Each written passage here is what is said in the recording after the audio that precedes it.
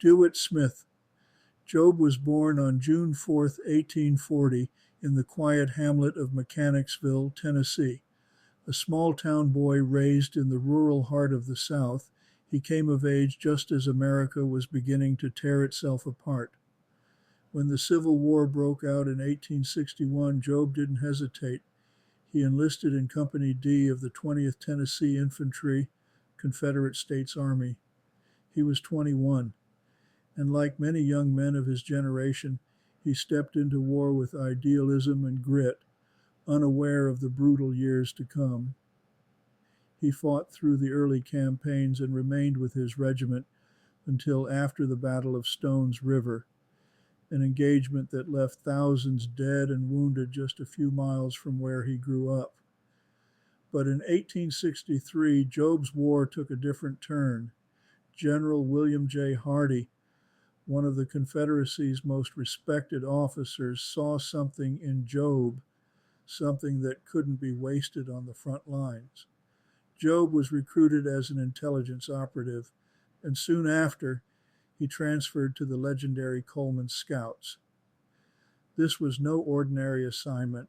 The Scouts operated deep behind Union lines. They gathered intelligence, sabotaged supply routes, and disappeared into the shadows. It was dangerous work, deadly work, and the penalty, if captured, was swift and final. In the summer of 1864, Jobe and his fellow scouts were working a mission in the Triune area of Williamson County. But somewhere along the way, he became separated from the others. Alone in hostile territory, he rode through the night, navigating darkness, tension, and uncertainty. At dawn, he took shelter in a cornfield, just a strip of farmland not far from the road between Nolensville and Triune. There he hoped to rest and regroup, but fate had another plan. On the morning of August 29th, a patrol from the 115th Ohio Cavalry, Union troops, spotted Jobe in the field. He knew instantly he couldn't run. He didn't try. Instead, he reached into his coat, pulled out critical Confederate documents, and destroyed them on the spot. The mission came first. The intelligence couldn't fall into enemy hands. The Union soldiers captured him, but quickly realized they hadn't caught just another Confederate. They had caught a spy, and the evidence he carried had already been destroyed. What happened next wasn't a battlefield skirmish. It was something darker. The soldiers demanded information. Jobe gave them nothing. They beat him. He stayed silent. They tortured him. Still, he gave them no names, no locations, no orders, nothing. In a final act of cruelty, the Union patrol tied Dewitt Jobe by the neck to the back of a horse, then let it bolt. He died within moments.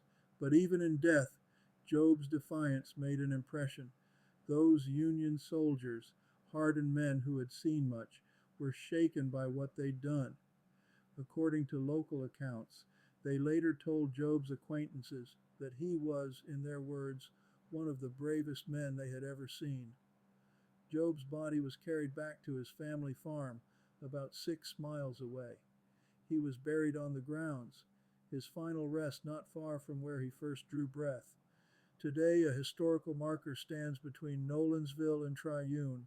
It bears his name, Dewitt Smith Jobe, and it marks the spot near where he gave his life, silently, defiantly, for the cause he believed in.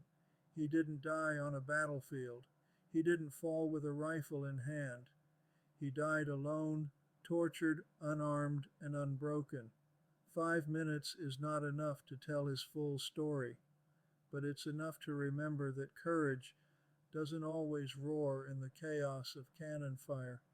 Sometimes it sits quietly in a cornfield, burning papers and refusing to speak, and sometimes it rides into legend behind a galloping horse with a secret never told.